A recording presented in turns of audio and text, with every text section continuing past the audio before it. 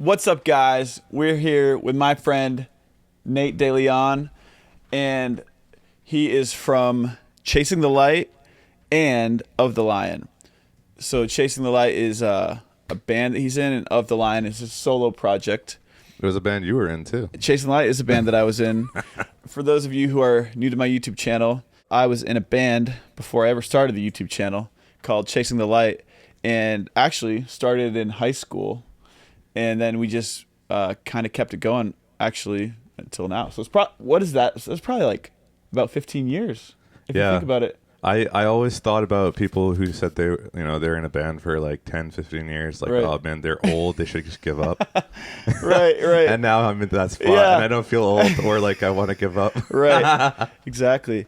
I guess it's just interesting because it's had some ebbs and flows, of course, but we never dissolved the band, and you're still making music. So Right. Yeah, it's weird And how that works. technically, I'm not in it anymore. It was usually it started out as like a four-piece band, and then now it's basically you and my brother Abraham. Yep. And then you just have other people play with you whenever you want. So Yeah, at the cool. beginning, a few pieces kind of shifted around. A few members popped in and out, but it was always essentially 4 people right. until it settled to being myself and you and Abe, your brother, Right. and then our friend Aaron. Right. And that was like the main lineup for a long time. Yeah. For basically the big formative years of me being a musician. Yeah. That was like the 4 of us just doing stuff together. That was super fun. And actually, I was thinking back. I was talking to Abe recently about like back in our first couple gigs, we were just kind of figuring out what we wanted to do. We had like 6 or 7 or 8 people playing with us. You know, we That's just right. had like a bunch of people because we didn't really know what to do. At the time, Hillsong United was like pretty popular. Yeah. And I remember watching their Live in Miami DVD, and they had like, it looked like 50 people on stage.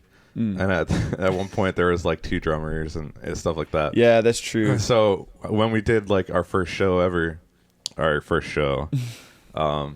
we had a drum set and then another guy on tom/conga/ whatever percussion stuff. Because I think that was because of the Hillsong United DVD. Right. Yeah. We just had a lot of instruments. We had a lot of Because we going thought on. that was necessary. Yeah. And I mean, it can be cool, but it's not essential, you know? No, because then, Saturday I went and watched a band that was like a 4-piece band, but half Yeah. the time the singer didn't play anything. Right. And they sounded awesome. It still sounded, yeah. And I think it just takes like maturing as a musician to figure out those things. And there's another band that you were showing me recently that I think it's also 4, maybe 5, but everybody plays super minimally, and it just Right. sounds awesome. Yeah, you know? it's like the older you get, the more you realize that it's not about how many layers you have, but it's about what the people who are playing, what they're playing. Right. It's like occupying the correct space in the frequency. Whereas, like, the bass covers the low end, the drums cover pretty much the whole spectrum. Yeah. And then whatever's in the middle, whether it's keys or guitars or stuff like that, if they sit correctly in their spots, it just fills out everything. It's great, and you don't have to. I think that's always kind of a struggle. I'm a keyboard player as a primary instrument, and sort of like the keyboard and guitars, there's a lot of overlap. Like you could be doing the same things, or you could be doing, So it's just a matter of making sure you're not walking over someone else's instrument. And so there's a lot of it takes playing together a lot to figure out who's doing what at what point, and just kind of making sure it sounds good together. Yeah, for sure. Like, I had just mentioned to you that I had watched a Corey Wong video the other day talking about playing rhythm guitar. And one of the best things that I picked up from that video is that he mentioned playing fewer notes. Yeah. As a rhythm guitarist will get you turned up in the mix because you won't be walking all over the rest of the band. Right. And obviously he's an incredible rhythmic guitar player. Like, he keeps time really well. And he's But, played like, with a lot of different people. the fact that he thinks about taking notes out to stick out in the mix more is just like, it's sort of opposite of what you think when you're starting. Right. You think that you need to play more to be heard more. Exactly. And in fact, it's like probably the opposite if you're really good. If you play less, people will notice if you're playing the correct stuff. Right. As long as you're doing the right thing at the right time. Right. Yeah. That's so true. So tell us a little bit about Chasing the Light, as that was kind of our first deal, and then we can move into some Of the Lion stuff. Yeah. No, really quickly, I grew up in church. My dad is a pastor, so I grew up around instruments because they were in the church and I was at the church all the time. So I started playing drums when I was like 10, 11, 12, around that time. I started playing guitar sort of around the same time, but I didn't really play well because I taught myself based out of a chord pattern, like a bunch of chords that were in the back of a hymnal. That's awesome. Right. I didn't know that. So I picked up like 3 or 4 open chords, and I thought I knew how to play guitar. Hey, that's and all you need. That got me through songwriting for like the next 5-6 years. And I took some piano lessons. I didn't know they had chord demos in a hymnal. I didn't either. I randomly found, at the same time I found the chords, I found an old acoustic guitar in a closet in the church that somebody had left there. And I don't even think I knew how to tune it, but somehow I thought that it sounded good when I played these chords. So I just never stopped. That's good. And then I took piano lessons, and I didn't really stick with it, but I got enough out of it so that I could continue to write songs. Right. And then fast forward to when we were friends as teenagers, starting a band. I played drums initially, but we didn't have a bass player and didn't know anybody that played bass. So I picked up the bass, and our friend Aaron hopped in on the drums, and then that was it for like the next 6 years. Yeah, bass. That's true. That's pretty cool. In my opinion, like good musicians can adapt to the situation, and it's cool to see like if we have, like, for instance, we had 2 drummers and no bass player. So Nate was just like, all right, I'll learn the bass. And he's just kind of stuck with it ever since. Yeah. But you don't ever forget how to play the drums. So you still have that in your tool bag as well, you know? It's sort of like I equate it sort of to like playing basketball. Like we played the other day. And now that I'm older and slower and have way more weight than I used to, I like mentally know what I'm supposed to do. Right. But sometimes my body won't go along with where I'm supposed to be. And it's the same thing with playing drums. Like if I haven't played for like 6 months, I know what I want to do, but sometimes I'm a little rusty and I just have to like play a few days to break back into it. That makes sense. Get there, you know. It's not quite as bad as playing basketball, right. but I need to break off the rest. That's cool. Yeah, so I did that, and then playing bass for Chasing the Light was great because it helped me to play with people that were probably better musicians than me, but that's exactly where you want to be when you're a musician, is playing with people that are better than you. And it helped me to like pick up on recording stuff and playing live in front of audiences and the entertainment side of it, but also the part where you deal with people behind the scenes as far as like booking agents and festivals and churches and just connecting with, people online. I don't know. There was like so much to it. Doing graphics, like doing video, all encompassing. There was like so much DIY to it from what we were doing that it gave me a lot of skill sets that helped me out later on when Chasing the Light was kind of throttled down. That's true. And so, once we, like I went back to college and we kind of just moved on a little bit in different directions. You're able to use those skills in other ways. And I think that's maybe when you started some of the Lion stuff and you did a little bit of a solo project. Yeah. So you want to talk about that a little bit?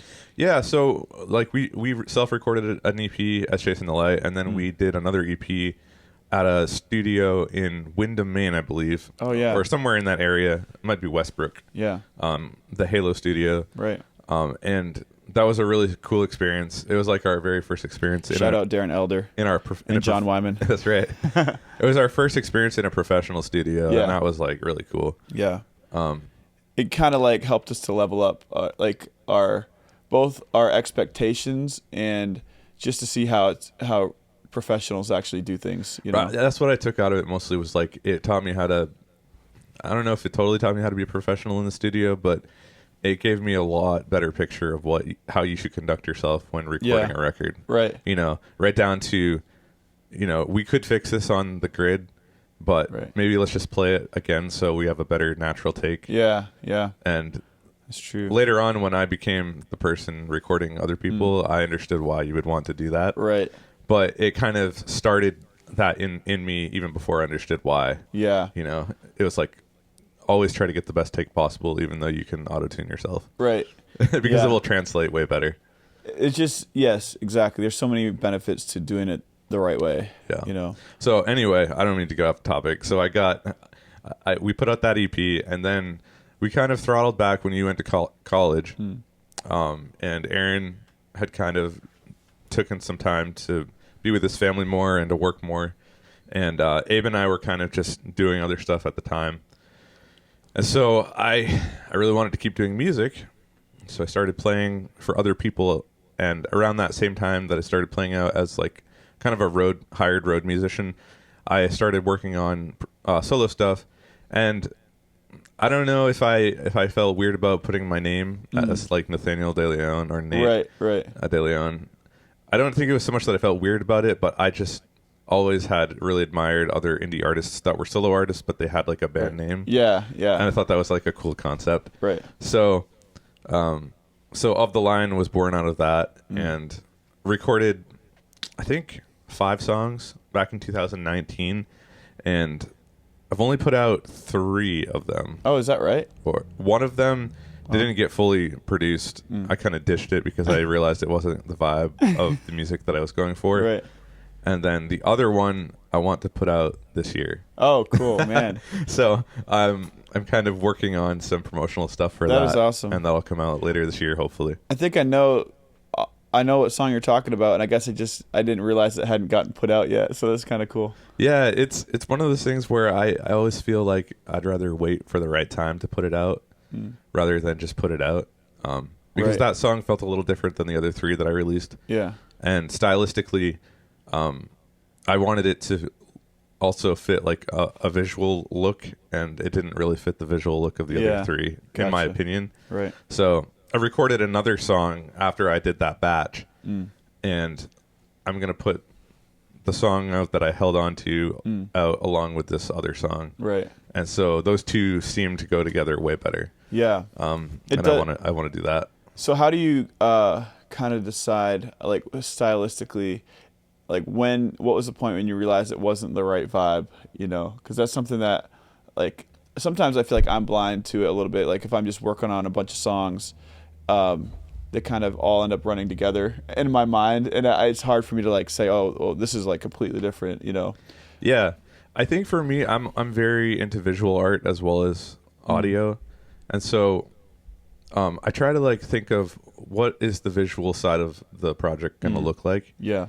And in my mind, I mean, it may be totally irrelevant and it may not actually be true. Like the song may have went totally fine with the other ones, but in my taste, it was like, I don't want this one to go out with these other ones because visually I see something different for this song. Yeah. And so when I had recorded another song that I thought would fit the visual side that I had in my head, then I felt like I could put those 2 out together. Right. A sort of like a more cohesive project. Yeah. I don't know if that makes sense, but yeah, no, that's just how cool. my mind works. And something else to know about Nate is he's also like an artist. Like you were always like drawing and stuff, so you can definitely see the visual side of things really well. So that's probably why you can tell if it goes together sonically as well. You know? So it's cool. Well, I have another friend that's actually like an insanely. He's not insane, but he's an insanely talented painter. Yeah. A mutual friend of ours. Oh yeah. Nate. Right. And sometimes we'll just go to like art galleries together and just look at stuff and kind of get inspiration out of visual artists. And I feel like just hanging out with people like him helps me develop that visual side of things. Right. Because he's like all the way into that world where he's doing that full time. Yeah. And he has art shows and galleries. Right. And so like whenever I'm hanging out with him, I get a different perspective on art than what I would with like a musician who may not think about those types of things. That's good. And so it's like not only just it's not only my tastes, but it's also the people that I'm hanging out with that kind of influences me. That's huge. That does help a lot. So okay, well let's I had some other questions I kind of wanted to get to, and then we can maybe even, I'm sure we'll circle back around and talk about more of the Lion or Chasing the Light, because you know those are kind of like your personal projects that you've been into for years, but then there's a bunch of other kind of things that you do as well. So I wanted to talk a little bit about playing as a gig musician when you play for other people, because Nate is, you know, drummer, bass player. You can even play guitar, so you kind of like end up playing for a lot of different people as well in the area. So and nationally. So, give us an example of like, just for those other musicians who are kind of wanting to get involved, maybe with playing other people, like like an example of like when you were prepared while playing for other artists, and maybe an example of when you weren't prepared or you didn't know what you were getting into when you were showing up for maybe an event, and just kind of like a couple stories maybe about along those lines. Yeah, so I think for the most part, I have always tried to be prepared when playing for other people, because I have this really deathly fear of not being ready, Right. and Yeah. not knowing what I'm doing when I show up. Right. So I definitely make sure that I know the material before I get there. So I don't know if there's ever been a time when I've like played for another artist that it wasn't my project that I've actually not been prepared. That makes sense. Yeah. But I've definitely seen other people show up unprepared, and maybe this is part of it, which has fueled me to always make sure that I'm on top of my game. Yeah. You know, like I don't want to like be too specific. You don't want to be the weak link. I don't want to be specific with describing any of these people, just in case they hear this one day. But I've been in situations where people have showed up on like big festival stages, and like I've talked to people after the show, and people are like, "What's up with that person? Like they were awful." Right. And it's like not a small show; it's like a big time show. Yeah. And I just don't want to be that person. Right. I don't want to be the one that everybody in the crowd's like, "Why is that person playing?" You know? Exactly. But I've had some insane experiences playing on, pretty big stages, just because I think the preparation has really been a part of my process, and making sure that not only am I ready to play my parts, but also like if the artist needs somebody to run Ableton tracks, I can do that. So I offer to do that. I'm on top of it and make sure that it goes as smoothly as I can make it go. And I don't know. I think that's just like another element. And so I've been really privileged to play some really cool venues because of that. Yeah, it is like a totally different skill set that a lot of people don't necessarily develop, but Ableton is a huge part of, or not just Ableton, but like, whatever kind of app you're using to play back tracks these days. A lot of people do it. And so you got to have someone that knows how, to do it. Honestly, that's like knowing the insides and outs of a software. If you're going to go into a big pressure situation, like that's like your biggest strength in that moment, because there have been so many times where we're like supposed to start the set, like we hit double zeros and the tracks rig fails. Yes. And you have to troubleshoot it. I've seen it from a lot of bands. Well, and to be honest, I was early on in the Chasing the Light days. Yeah. We would have something fail many times. And so then eventually you kind of find all the weak points. Anything that can go wrong will go wrong at some point. Like you almost get like a mental checklist in your brain of things to check when things don't go well, because you've had so many experiences of things going wrong. But it's like it's good to have those early on, and so then like later on you can kind of know what to look for. Yeah, like I can think of one story specifically where I was playing drums for my buddy Adam at a music festival, and he had this really sweet tracks rig, like multi outputs, so that all the stems in his Ableton rig were going out separately to the mixer. And like that's amazing, but something went wrong with the rig, and we had to like it was the intro was playing, like his music intro, to where he's walking out and just doing some greeting the crowd, and the interface is just going out. So I had to figure out like on the fly how to like patch it in somewhere else to make it work. And like those are like really stressful moments, but just because I knew all the possibilities of what could go wrong, I had a quick solution to it. It wasn't perfect, but we made it through the set because of it. Yeah, that's cool. That's good. Yeah, kind of diversifying your skill sets can make you valuable as a musician for sure to other people. So another thing I wanted to hit on is like, what do you bring in your gig bag? Like when you go places, are there some like certain things that you bring with you all the time just in case? Yeah, I've kind of gotten to the point where I've tried to like really minimize the amount of things that I bring and get like really specific with what I take every time, because it helps me have a checklist of like I've got everything that I need and I know that I'm good to go. Yeah. So off the top of my head, I always bring my in-ears because You always need those. Right. I always bring a 1/4-inch adapter. Yeah. At least one. Probably more than one, because if one gets lost and they don't have one at the venue, Yeah. and you need it, Or your buddy doesn't it bring can his. go wrong. Exactly. It's like, I don't know why, but 1/4-inch Right. adapters are like They're- gold. Yes, and they get lost really quick. Yeah. I'll always bring a Y cable, an 1/8 inch to 2/4, Right. because again, you just never know when you're going to need it. Running tracks, Right. Like, for instance, I think that was how I got the tracks Right. to work that Yeah. day. Yeah. We had been running. I think it was via Ethernet, Right. And the Ethernet cable had went down, so Yeah. we just went directly out of the audio port on the computer, And it gets it done. and it gets the job done. It may Right. not be perfect, but it Yeah. works. Exactly. And then, depending on which instrument I'm playing, if it's drums, I always bring drumsticks, because they never provide drumsticks. Or if it's bass, you always got to bring your bass at a minimum, Right. And a 1/4-inch. Yeah. But other than that, like stuff that's not necessarily maybe instrument related, I always bring like aspirin or ibuprofen, because you never know when you're gonna get like Sprain your ankle.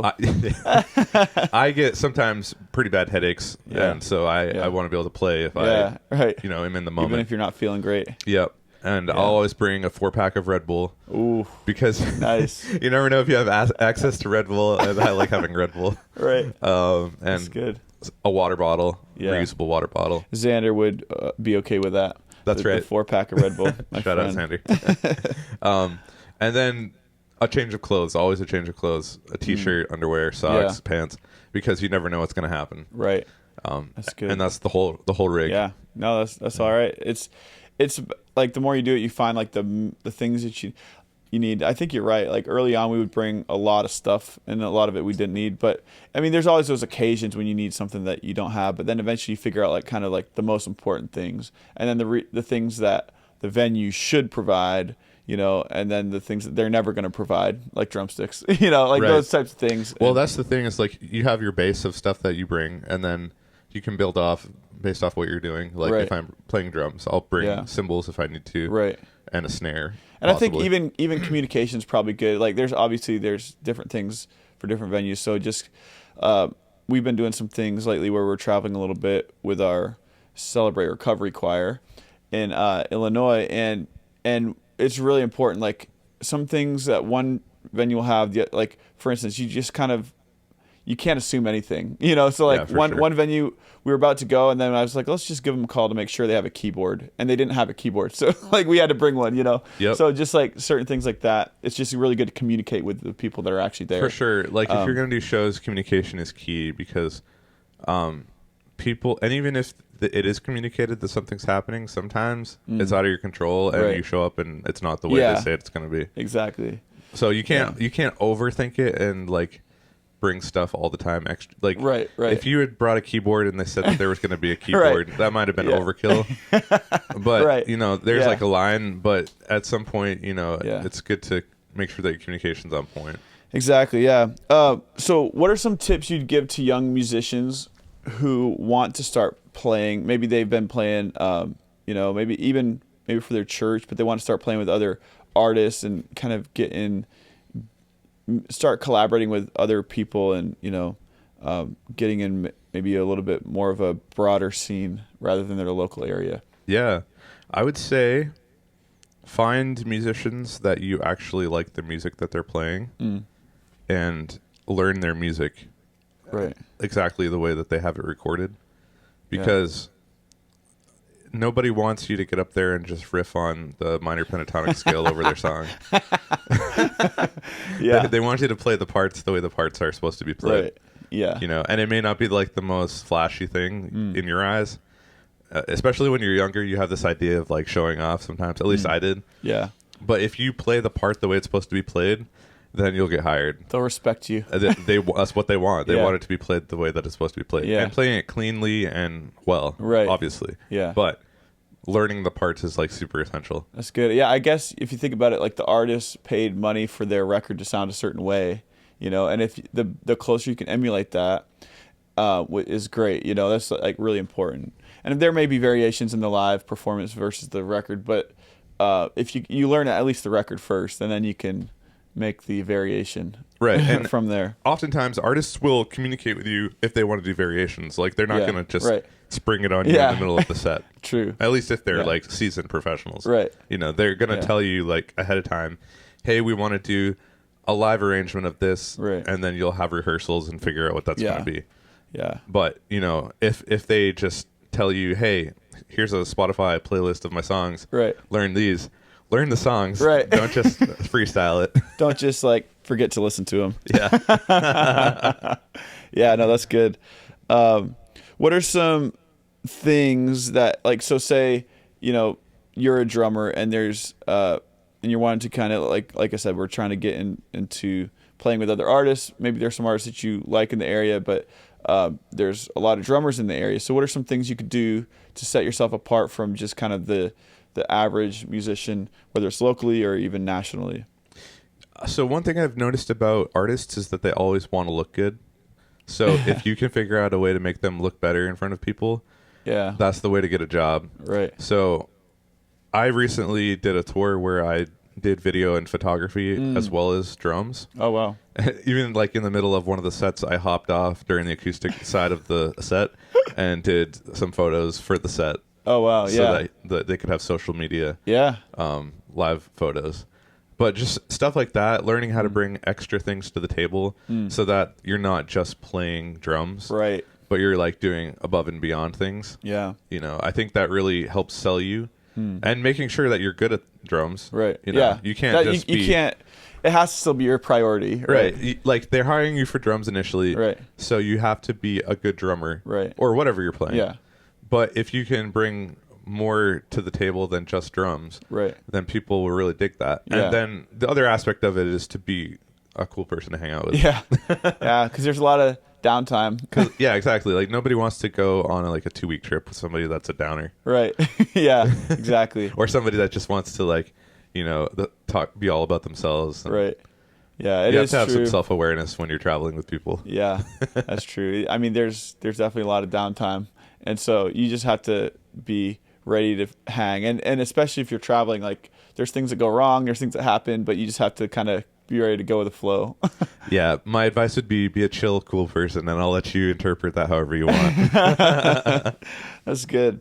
So another thing about Nate is he's a great producer, and not only with Chasing the Light and Of the Lion, you've produced music for lots of people now at this point. A lot of independent artists, and just you have a great ear for what a song should sound like, and you have good opinions about that stuff. So one of the things I wanted to kind of touch on is what is your approach when you go to produce a song? Maybe you just heard a demo from somebody and you want to start the production process. So like, what are some first things you do or think about? I like to really make sure that I communicate with the artist, like, what is the style that you're going for? And, like, can you give me some references to songs that you enjoy in that style? Yeah. So that we can kind of narrow in on the direction that we're taking things.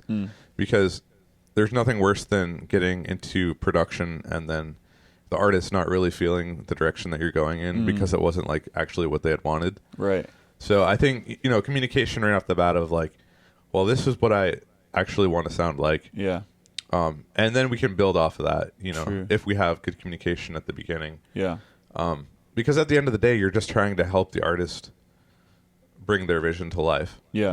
The producer's job isn't really to like, at least in my opinion, it's not his job to like put your stamp on the music and like let people know that you're the one who did Right. it. And I mean, over time, I think people will hire certain producers because of what they've done in the past and like who they've worked with. Right. And just because of Or their the sound that they produce. Yeah, exactly. But for the most part, I think artists just want a producer that will help them get their vision Right. and help them to sound really good. Yeah. Yeah, exactly. So what are some things you do? Like, could you break down your workflow? Like, so say you kind of have the vision, you've got a couple song references that they want. So then, like, what are some first things you do? And then kind of your workflow. Yeah, as you so go. so if they have a song that's already written, what I like to do initially is set up my DAW Ableton I'll set up a session for them, and I have templates for tracking already made ahead of time. Okay. That way I don't have to set up the session with them there. Yeah. That's good. Because that's just like extra time that the artist is just chilling in your studio doing nothing. Right. So I'll have all the tracks set up. So if they have a multi-track with an instrumental that they already want to record over, then I have a template for vocals to record with a multi-track. Or if I'm producing the music, I have a template with MIDI tracks loaded up and audio tracks loaded up, broken down into sections of like drums, guitars, bass, vocals, etc. And it's all ready to be recorded into. And I have even presets of sounds saved, ready to go. That's good. That I generally know will work with different genres that I'm usually working in. Yeah. And that takes some time, like to set all that up initially, but it's definitely worth it. Yeah, in the long run. It's like all that prep ahead of time that you can do before the artist gets there is going to save you time with them. That's just dead time sitting around. Right. Because they don't want to sit there waiting on you to get your stuff together. Yeah. That's not what they pay you for. They pay you to actually help them make the music. Right.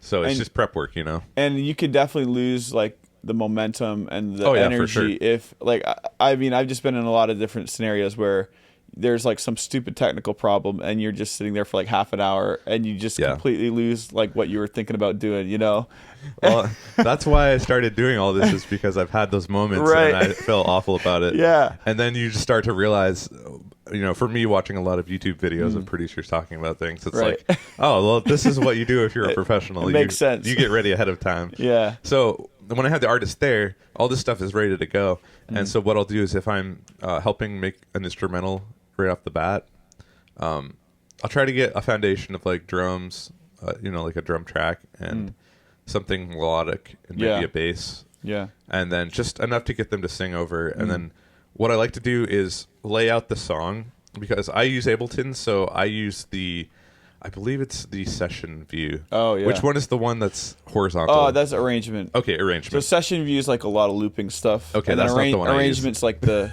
horizontal. I use arrangement view. Yeah, I don't even know the names of them. But I use arrangement view, and I set up flags that you can trigger to. Yeah. Oh, yeah. For each section of the song. So intro, verse 1, chorus, verse 2, chorus, bridge, whatever. Whatever the song has. And I assign keys to each one of those flags so that I can just hop to each section. Yeah. And then we just record a scratch vocal. That way we have the whole layout of the song. Oh, yeah. And then we can just start working on each section, cutting vocals or doing instrumentals or whatever we're doing. And that's helpful too, probably because as you're layering in other instruments, like you kind of know where you are. The vocal is actually great reference.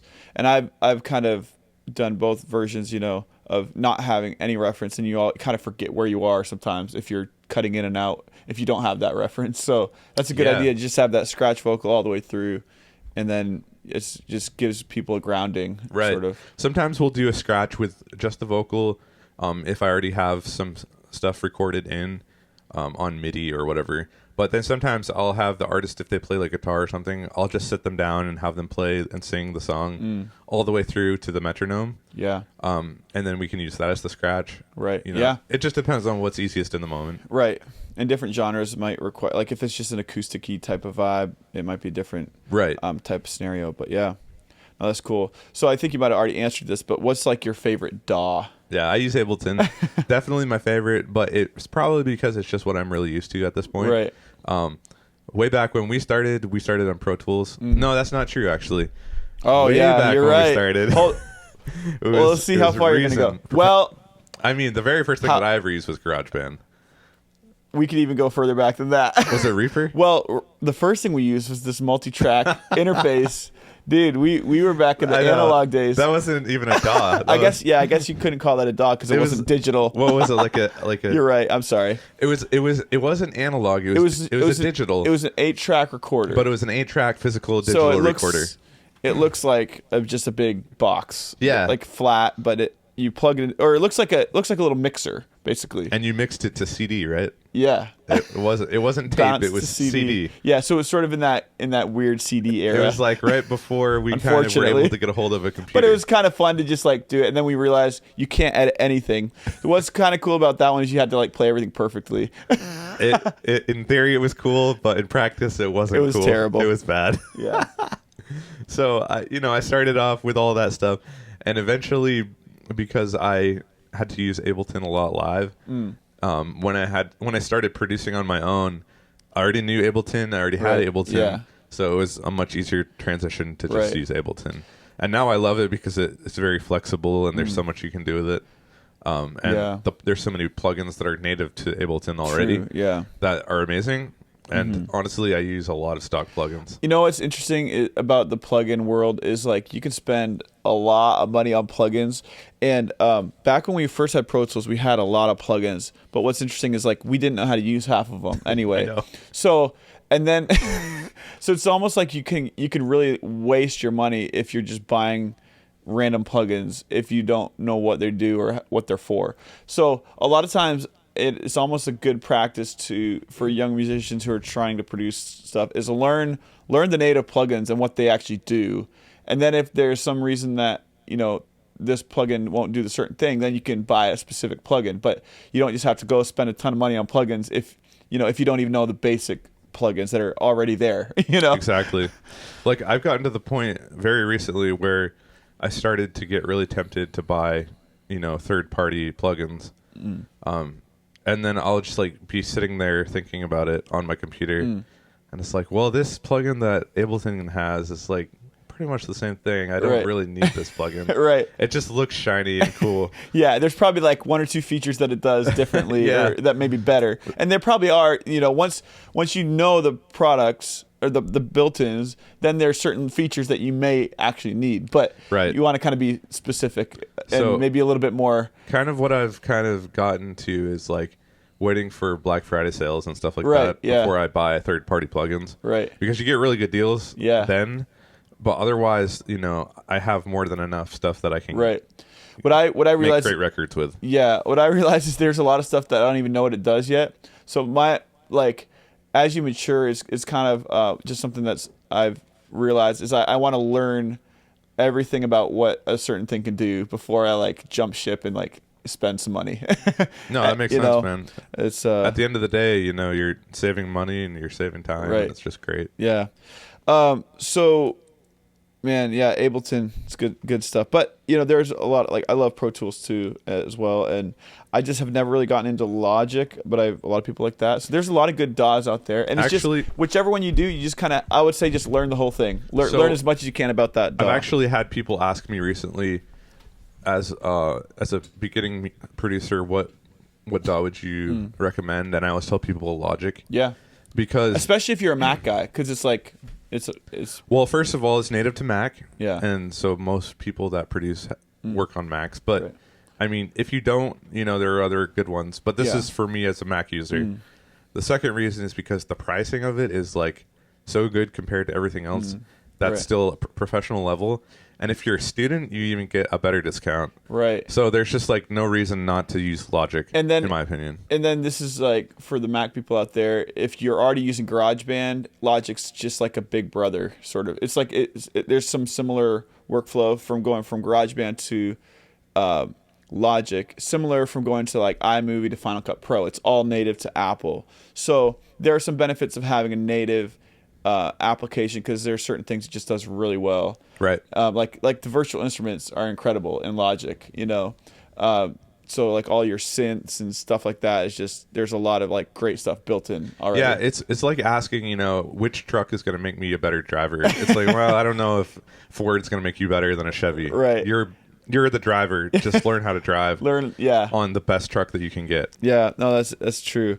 Okay, cool. Enough about DAWs. So I was going to ask you this: do you enjoy producing on your own, or do you like collaborating with, like if there's a certain part in a song where you just kind of come to a standstill and you don't know what to do? Do you enjoy collaborating with other people? So yeah, do you kind of like working on your own better or collaborating? I love collaborating with people because I don't know, there's just like a different energy, and like obviously you always end up producing on your own quite a bit of the time because, schedule wise, it's just hard to get with people consistently. Right. And like, it's hard to get people into the studio and like consistently just working on stuff. So you end up working a lot on your own, and that's great as well because when you're on your own, that's when you have time to really dig into like sounds and like figure out what your favorite presets are. Right. And, like, I like this synth and like I like this of this synth because those are the types of things I don't know if I'd want to do with somebody else there. Yeah, and it's like it can be boring. It's hard to stay engaged with two. Yeah, nobody wants to sit there and listen to like 50 snare samples figuring out which one the best one is. But when you have somebody in the room with you and you guys are vibing and you're just producing cool music, that's like the funnest part, in my opinion. Yeah, that's true. It is. Yeah, there's definitely an energy, and every person you bring in, you're going to go a different direction. That's for sure. Based on like the personality and their experience, and because like everybody has different music that they like. Yeah, and so like whatever you bring to the table will influence the way that the song goes. Yeah, no, that's so cool. Yeah, I enjoy collaborating for sure, but also you're right. Like you need those alone times, just kind of dig in and hone your craft and figure out like, great sounds, sifting through splice, or whatever. Honestly, like if you're a producer, you're essentially a tastemaker. Like you're a curator of sounds, right? Yeah, and you don't have to be like overboard about it. Like sometimes I can sit there for hours working on like one synth, and it's probably a waste of time, right? But you like really are supposed to like bring the taste and the flavor to the music. Right. Because the artist isn't going to do that. They're just going to, at least some artists won't do that. Right. They'll just write the songs and sing them. Right. But you can be the one that can actually bring the vibe to the song. Yeah. Like if you're doing an electronic song, there's like so much variation in electronic music. Right. So you can bring your flavor and what you enjoy of electronic music to the session. Right. Yeah. No, that's true. That's awesome. So another thing I was going to say is just what do you have kind of in the arsenal coming up next that you're excited to work on? Yeah, so I've got a few different projects. I've been working on, new Chasing the Light stuff. We've been really trying to hammer down on that this summer. So we've been working on a big EP or a small album. Oh, yeah. Something like that. It's like in the 8-song range. In the middle. Oh, cool, yeah. So it's not quite a full album, but it's not quite a small enough to be an EP. We'll call it a E-album. But we want to drop singles and eventually have them add up to be whatever the album is. Right. And then obviously the line stuff I mentioned earlier, want to put that stuff out. And then once the Chasing the Light stuff is finally finished up and wrapped up, I'm going to probably focus more on that and try to get a project put out for Up the Line. For Up the Line, yeah. And all this stuff I'm working on sort of in between producing for other people. I've been working with a gospel artist who is from the Congo. Oh, wow. Yeah. So he's got some really cool... I met him. Well, yeah. I met him a couple years ago, but we hung out the other day. So yeah, cool guy. Dude, he's got some really cool style, and just like I love his genre. That he's kind of, it's a weird mashup of genres, like gospel and kind of African tinged. Right. So that's really fun. That's cool. And then I've been working with another buddy on a pop project, kind of helping him produce some songs. So yeah, I don't know. There's just like a wide variety, a variety of things on top of doing graphic design for different artists. Oh yeah, we haven't even touched on that. Yeah, that's another one of your artistic expressions. And actually, I love doing that. That's so fun. Oh, fun fact for all my YouTube fans: Nate's actually the guy who produced my logo for my YouTube channel, and he kind of put all my artwork together about a year and a half ago or something.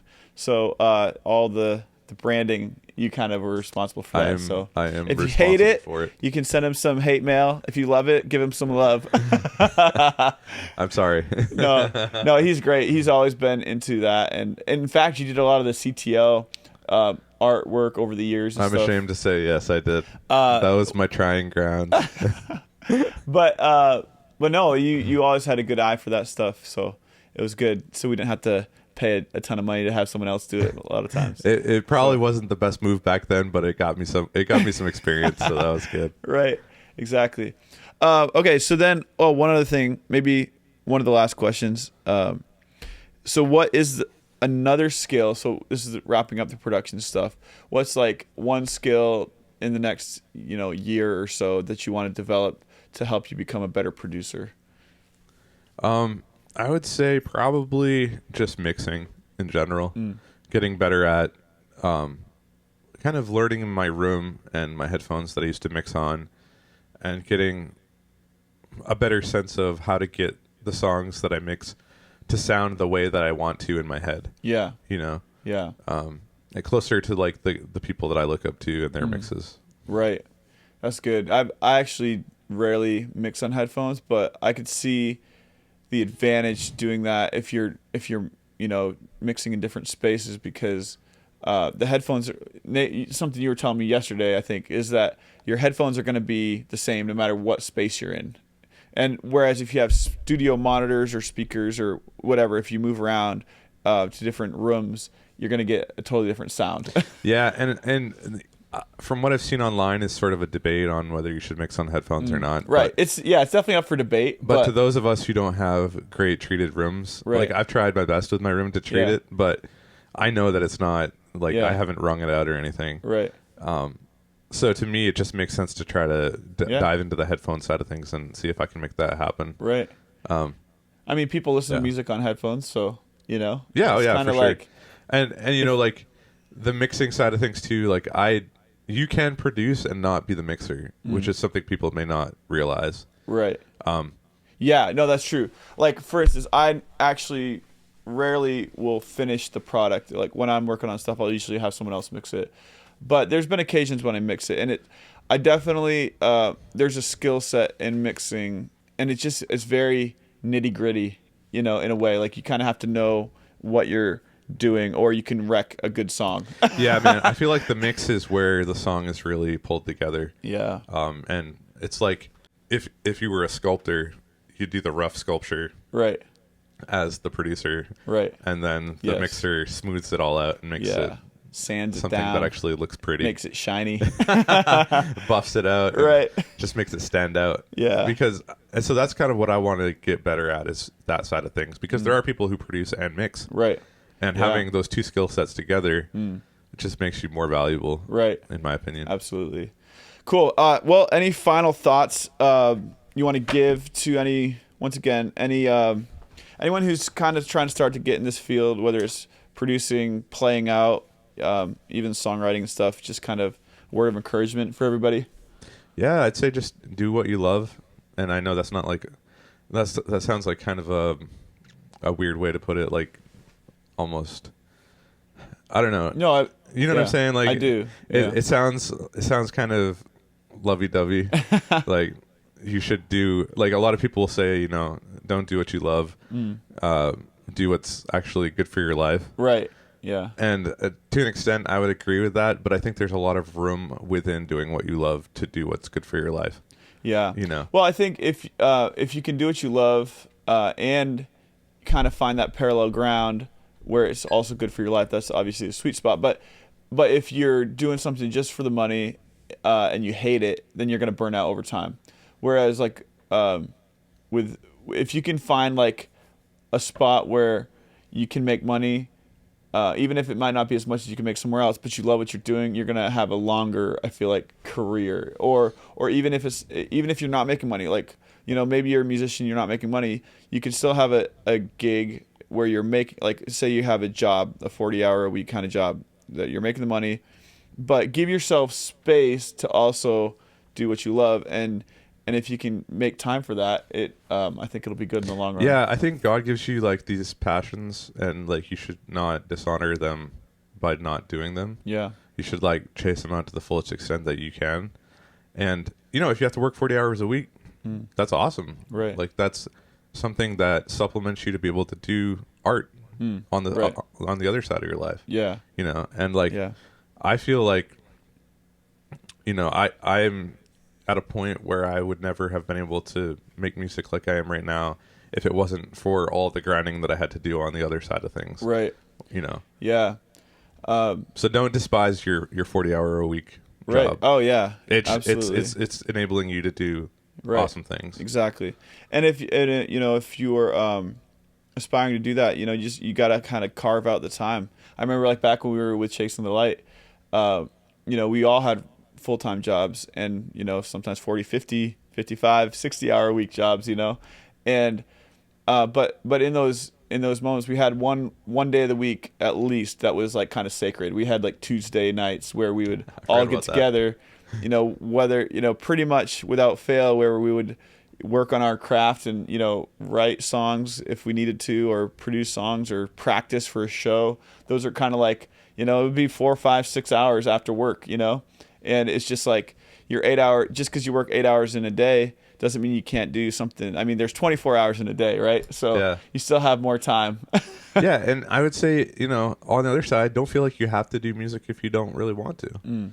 I don't know. Yeah. I've had points where I felt like music was my identity, so I just had to keep doing it because people, not like consciously thinking this, but probably in the back of my mind, like, what identity do I have if I don't keep doing music? You're right, yeah. And that's not a way to do it either. Like, that is also something that can lead to burnout. Right. So if you need time to just chill and recharge, and those chill and recharge. Yeah, and that helps you to kind of come back with a fresh for sure perspective, because you can get so in the weeds in music that you kind of lose your joy. I've actually had moments, especially like when I was in college and I was like working toward a recital and I was just at the piano for like hours. I'm like, I hate this.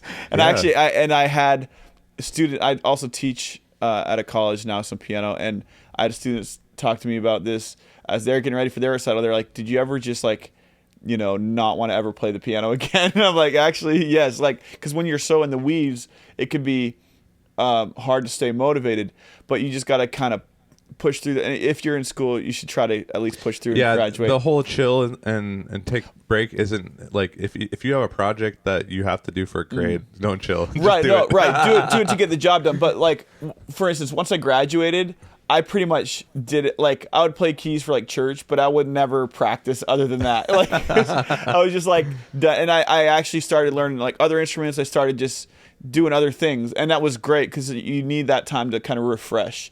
And then, now I still enjoy playing keys, but you kind of need, you can step back from certain aspects of it, and maybe come at it from a different angle. Yeah, I think burnout is a real thing, and like, if you feel yourself burning out, like, you're not going to do yourself a service by grinding through it all the time. Right. Sometimes you need to, but sometimes you also need the rest, and you need to just be with people that you love. Go hang out with your family or whoever that is for you, and take some time off. Don't feel like you have to like work 365 days out of a year. Right. Like, that's not healthy either. Yeah. Nate, where can people find out more about you and follow you? Well, best place would be the Nate of the Lion YouTube channel, or on Instagram at Nate of the Lion. I'm also like on Facebook. We got the Of the Lion and Chasing the Light pages and all that. But for my personalized stuff, those first two are the best two places to find me. And then Chasing the Light on all the streaming platforms, and then Of the Lion on all the streaming platforms. Yep. Or download. You never know. I always end up playing with random artists. So you might see him at a festival near you. Randomly somewhere with somebody. Right. Well, thanks, Nate. It was good getting to know you a little bit, and thanks for sharing all of your wisdom with us. Thanks for having me. Absolutely.